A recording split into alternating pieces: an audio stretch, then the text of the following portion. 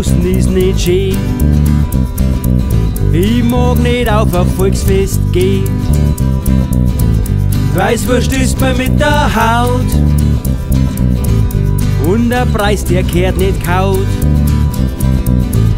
Gibt's die Masse ein bisschen kleiner, die Kinder sollen Hochdeutsch lernen.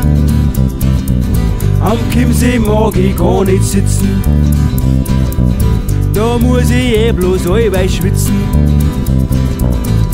Nein, ich mag heut kein Bier, so Sachen sagt der Bayer nie. Na, das sagt der Bayer nie. Na, das sagt der Bayer nie. Ein Bierbing ist recht unbequem.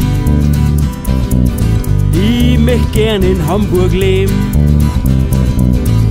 Maibaumklauen, das gehört verboten. Das steht schon in den 10 Geboten.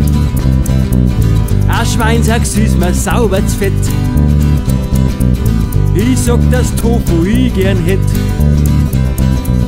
Mir reißt dann dauernd, wenn ich schnupf. Ein Flaschen Blutwurz steigt mir gleich in den Kopf. Nein, ich mag heut kein Bier, so Sachen sagt der Bayer nie. Na, das sagt der Bayer nie. Na, das sagt der Bayer nie. Auf dem Berg hab ich keine Ruhe, die sind so kreislig, deine Haferlschuhe. Ein Leberkäse kannst du überfressen, zur Weißwurst musst du Ketchup essen. Bloß muss ich die Herze furchtbar an, mit 3 Mast da kann ich nimmer fahren. Bayerisch versteht man nicht so gut, ich mag kein Gamsbad auf meinem Hut. Nein, ich mag heut kein Bier, so Sachen sagt der Bayer nie. Na, das sagt der Bayer nie.